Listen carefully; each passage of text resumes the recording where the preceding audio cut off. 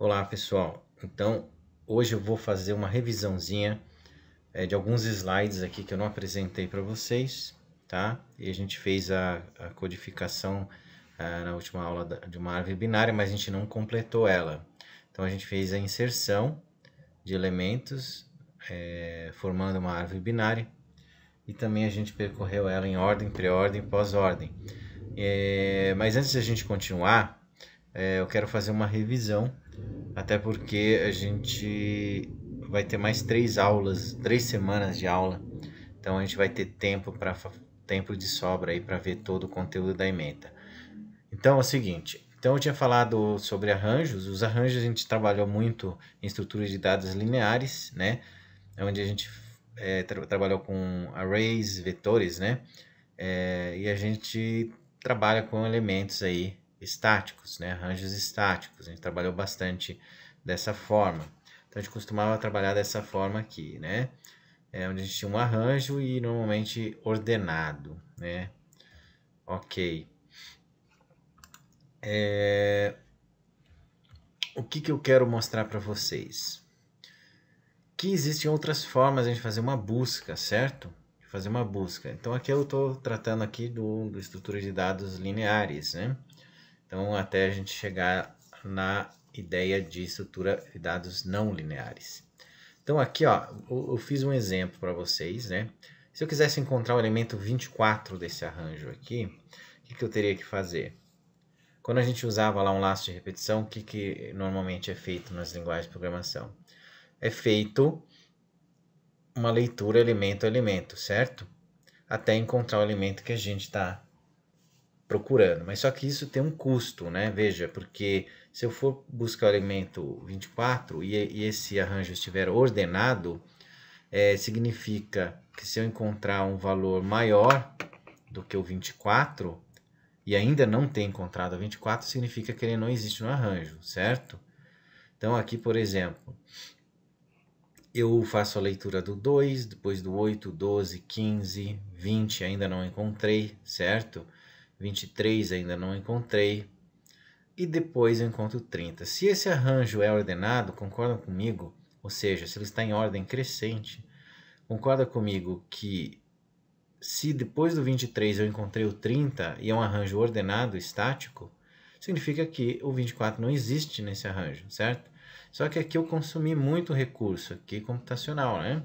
Lembrando que a gente tem um hardware aí, né? A gente tem os computadores e eles têm um limite aí de processamento, né? Então a gente usa recursos aí do nosso hardware, né? Então a gente vai precisar de muita memória e a gente vai precisar... E aqui é um arranjo pequenininho, mas vamos supor que tenha 100 mil números de telefone, por exemplo, né? E você vai ter que comparar um por um, por exemplo, né? E lógico, vai ter um monte de tecnologia envolvida aí com banco de dados, não estou entrando no mérito, tá? É para fazer a busca, tá? Que é uma forma simples, que existe uma forma mais inteligente de a gente fazer buscas num arranjo, certo? Então aqui eu teria que fazer a leitura de todos os elementos aqui para depois descobrir que o 24 não existe ali, certo? Então esse é um problema aí de fazer a busca elemento a elemento. Então aqui eu vou ler aqui praticamente o que eu já falei, né? Vamos supor que a gente tem uma estrutura de dados com milhares de elementos e precisamos fazer uma busca de um elemento que nem sabemos se pertence a essa estrutura. Então imagine usar recursos de processamento e memória para encontrar um dado que está na última posição, que foi o exemplo que eu dei agora, né? Ou que talvez nem pertença ao conjunto de elementos. Então, é um desperdício aí de recursos computacionais, certo? Aí já se tratando de hardware mesmo, né? Então, qual o problema então que a gente tem, de fazer uma pesquisa de arranjos estáticos ordenados? A gente tem um probleminha aí, né? A gente usa muito tempo, então tem um maior tempo de processamento e eu utilizo muitos recursos de processamento e memória, certo? Então, deve existir uma forma mais eficiente. Então, eu tenho que encontrar uma forma de acessar, de fazer a busca desse elemento de uma forma mais eficiente, certo? Então, ali no mesmo arranjo ali, né? Então, vamos supor que eu queira encontrar o elemento 15, certo? Nessa estrutura. Então eu quero encontrar o elemento 15. Estou fazendo uma busca aqui no arranjo ordenado, ou seja, todos os elementos aqui, se tratando de números inteiros, né? Obviamente, né? A gente não está falando de objetos nem nada disso. Está simplesmente fazendo uma analogia simples aí com números inteiros. O que a gente podia fazer para acessar em menos tempo e usar menos memória aqui? Como é que eu faço? Ó, aqui eu teria que ter que ler todos os elementos, né, menores até chegar no 15 para dizer assim, ó, encontrei o 15, certo? Mas e se esse arranjo fosse muito grande, tivesse 1 milhão de elementos ali, né, vamos supor, eu teria que ler 500 mil, já que ele está no meio aqui, né, mais ou menos desse arranjo, eu teria que fazer uma leitura de 500 mil elementos para depois descobrir que ele existe, certo? Então, como é que eu poderia fazer, né? Então a gente pode observar que está ordenado, né? Que o nosso arranjo está ordenado, né? Aqui tem uma atividade, aqui não há necessidade de vocês fazerem isso aqui, só se quiser. Que eu vou já explicar de forma direta, tá? Então é o seguinte, a gente tem um problema aí, a gente vai encontrar o elemento 15 e eu quero acessar esse elemento de forma mais rápida, certo? Considere assim, que eu tenho um arranjo aqui de 7 elementos, mas poderia ter muitos elementos. Então isso facilitaria muito a nossa vida, né? Olhando assim parece que não tem muita vantagem, mas se o arranjo for grande vai ter uma vantagem significativa. Então aqui se eu estivesse buscando um número maior ou igual a 30, por exemplo, eu teria que ler todos, fazer uma leitura, uma busca, elemento a elemento aqui, utilizando muitos recursos e tempo de processamento, certo? Então não é muito viável, apesar de muitos, em lógica de programação, a gente fazer muito isso aí, né? Mas ele usa muito recurso aí de hardware, né? Então vamos ver uma forma melhor de se fazer isso aí.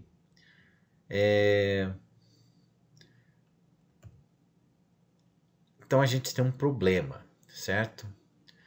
Eu estou buscando um número maior, certo? Que 30, por exemplo, eu teria que ler todo o arranjo, certo? Percorrer todo o arranjo, certo? Então a forma mais eficiente seria a busca binária, que seria a busca binária. A busca binária, ela ajuda a gente a encontrar, né, fazer uma busca de um elemento de forma mais eficiente do que a leitura elemento a elemento, tá? Então o que você vai fazer? Você vai pegar o arranjo, pegar o elemento central, nesse caso aqui é o 15, né? E o elemento central nesse caso é o 15. Então a gente vai comparar o 40, a gente está buscando o 40, certo? Então eu estou buscando o 40. Aqui a gente sabe porque a gente está olhando e já vê que não tem o 40. Mas e se eu não soubesse, certo? Eu não tenho essa informação.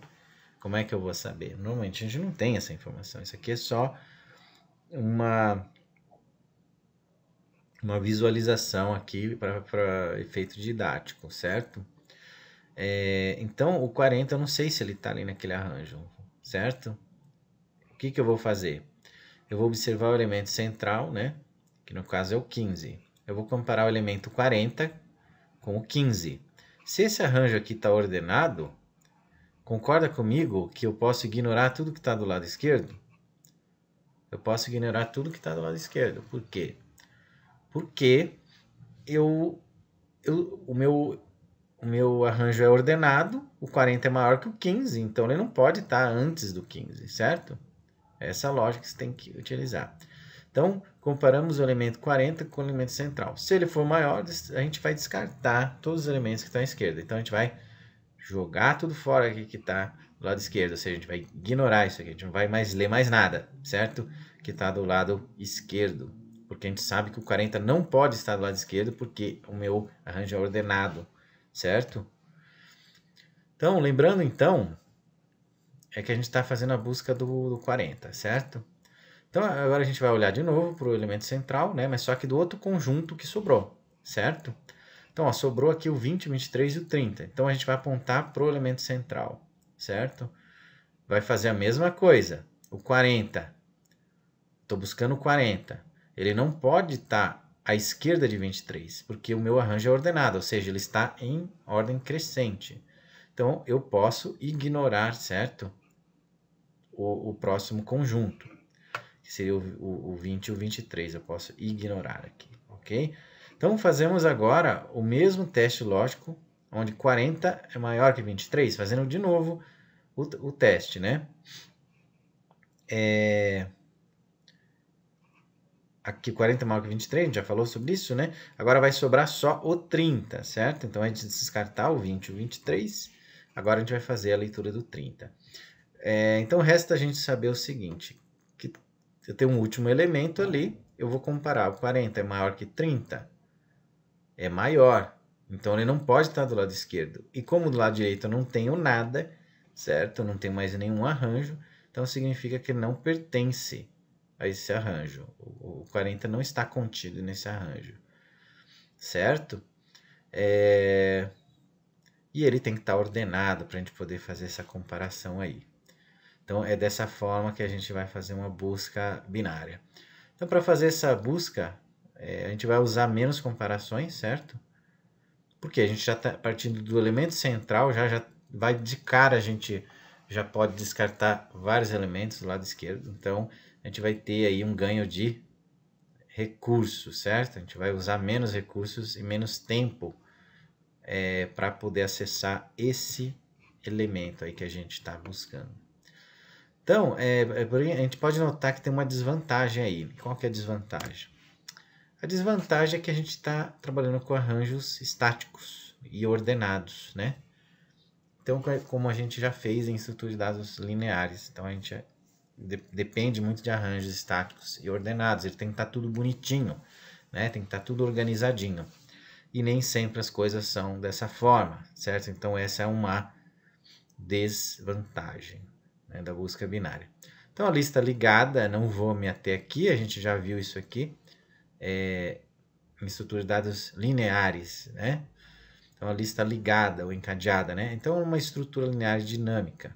Então, ela é composta por células que apontam para o próximo elemento da lista. Aqui já é uma coisa mais interessante de se fazer, mas eu não vou me atentar a isso aqui agora, tá?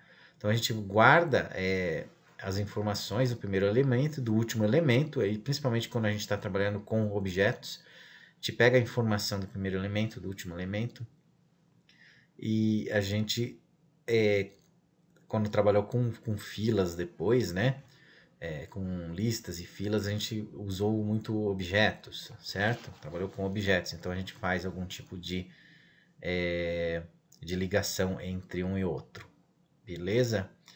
Então aqui a gente sempre está trabalhando aí com um conceito aí, tá? Que eu não vou falar sobre ponteiros, só no último dia de aula eu vou falar sobre ponteiros, né? E uma coisa bem breve também, que a maioria das linguagens não estão usando mais o conceito de ponteiros, tá? Então vamos lá. Agora vamos então fazer aqui o nosso exemplo aqui, parece que repetiu, né? Ou eu que voltei aqui. Tá, eu que voltei aqui, deixa eu ligar. Ok. Então aqui o que a gente tem? A gente, utilizando uma estrutura dinâmica, vamos supor que ainda estamos buscando o elemento 40. Então vamos supor que eu estou buscando o mesmo elemento lá, o elemento 40, certo? Então, eu estou buscando o elemento central, não confundir com o elemento mediano. Não pense em média aritmética, tá? Não cabe a isso aí, tá? Até porque normalmente trabalha com objetos, né? Então, aqui está trabalhando com os números aqui só com os números inteiros para ficar fácil o entendimento.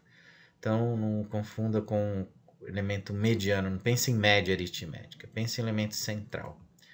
Ok? Então, a gente viu também que as listas ligadas, né? Numa lista ligada, normalmente elas não estão ordenadas, né? Então, normalmente ela não vem bonitinha assim para nós, tá? Então é mais comum uma lista ligada onde os seus elementos não estão ordenados, né? Não seguem uma ordem, tá? Então, como que a gente faz para saber quem é o elemento mediano, né? Como é que eu vou fazer isso aí? Né? Como é que a gente vai saber? Então, a gente não quer criar um arranjo de ponteiro, tá? Como eu falei. Então, a gente precisa de uma forma melhor, né? Mais inteligente de tratar esses dados aí. Então, a gente vai pegar o elemento central, né? Como eu falei, não é o elemento, não é a média dos números que estão ali, tá? É o elemento central, ok? E a gente vai separar esse elemento central, né? Separar os elementos da esquerda e da direita.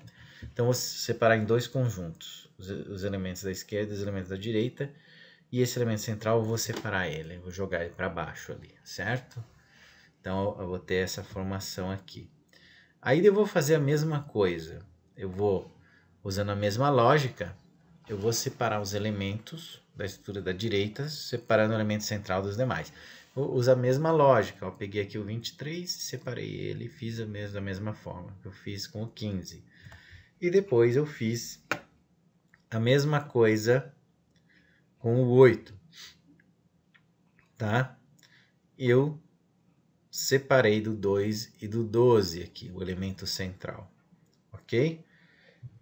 E a gente tem uma representação gráfica. Agora, analisando essa imagem, com o que parece essa imagem aí? O que parece? Não parece alguns galhos ali? Parece uns ramos, uns galhos ali? Ó, não parece uma árvore? Parece uma árvore, certo? Então, ele tem essa carinha de árvore aí, ok? Então, o que acontece? Então, parece que a gente tem vários nós ali, com os galhos ligando folhas, né? Depois a gente já viu isso aí, né? Aqui são as folhas, o 2, 12, 20 e 30. Aqui são os nós internos, né? E aqui a minha raiz, tá? Só que o que acontece? Note que a gente está acostumado a trabalhar com a árvore invertida, né? Aqui a raiz a gente costuma trabalhar jogando ela lá para cima e as folhas lá para baixo. Então a gente inverte a situação. Ó. Pode ver, ó, que para facilitar a gente usa a estrutura invertida. Então a gente, é como se fosse uma árvore invertida. Por isso que a minha raiz aqui é o 15, ele está do lado de cima. Eu simplesmente virei isso aí, ó, tá? É uma árvore invertida. Eu coloquei a árvore de cabeça para baixo aqui, certo? Isso é para facilitar aí a nossa questão aí computacional. Então, árvore, o que é uma árvore? É um conjunto de nós que vai ter o meu nó principal, chamado raiz, e abaixo dele as subárvores. Como assim? Então, aqui é um nó principal, que seria a minha raiz, como se fosse uma árvore invertida, né? A árvore que a gente conhece da natureza, só que invertida. Aqui é a minha raiz, e aqui eu tenho os nós, ó. Todos eles são nós, tá? Todos eles são nós. E a gente tem subárvores. O que vem a ser uma subárvore? Ó? Se eu circular isso aqui, ó, eu tenho uma árvore, uma subárvore esquerda. Se eu circular o 23, o 20 e o 30, eu tenho uma subárvore direita, certo? Então, esse é o conceito de subárvores. Aí, uma subárvore ela tem também uma raiz. A raiz daquela subárvore, ok? Então, aqui, por exemplo, aqui o 15 é uma raiz da minha árvore inteira. O 8 é a raiz da minha subárvore esquerda. O 23 é a minha raiz da subárvore direita, que contém dois filhos, né? 20 e o 30. E aqui, a subárvore da esquerda, tenho como raiz o 8 e filhos. Esquerdo 2, filho direito 12, certo? Ok? Então, o conjunto de nós, a gente tem um nó principal, que a gente chama de raiz, e abaixo tem as subárvores, ok? E o que vem a ser grau? Grau é definido pelo número de subárvores ou número de filhos que um determinado nó tem. Então, por exemplo, ó, o grau do nó 8 e do nó 23 é 2, porque eles dois têm dois filhos, né? Tem duas subárvores aqui embaixo, né? Então, abaixo do 15 eu tenho duas subárvores.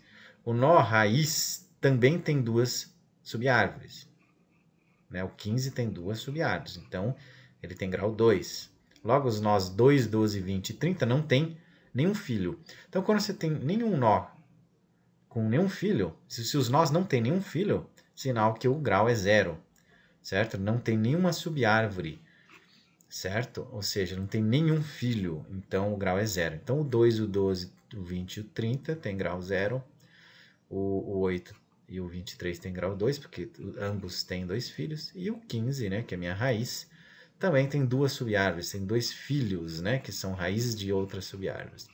Tem 2 filhos, né, então é grau 2 também, ok? A folha, o que é a folha? É um nó que possui grau 0, ou seja, não tem nenhum filho, né? Então as folhas são nós externos, que a gente chama, né? São chamados nós externos ou folhas. Então, o 12, o 20 e o 30 são folhas, são nós externos. O que vem a ser nó interno, então? É tudo aquilo que não é raiz e não é folha, ou seja, o 8 e o 23, nesse caso aqui, são nós internos. Né? Então, os nós internos, né? É tudo aquilo que não é folha e não é raiz, certo? Então, se você exclui lá as folhas e a raiz, a gente vai ter os nós internos. Nesse caso aqui, eu tenho o 8 e o 23, são os nós internos dessa árvore em específico. Ok? E o que é um descendente? O que são descendentes? São os nós abaixo de um determinado nó. Certo? É mais ou menos como a árvore genealógica, né?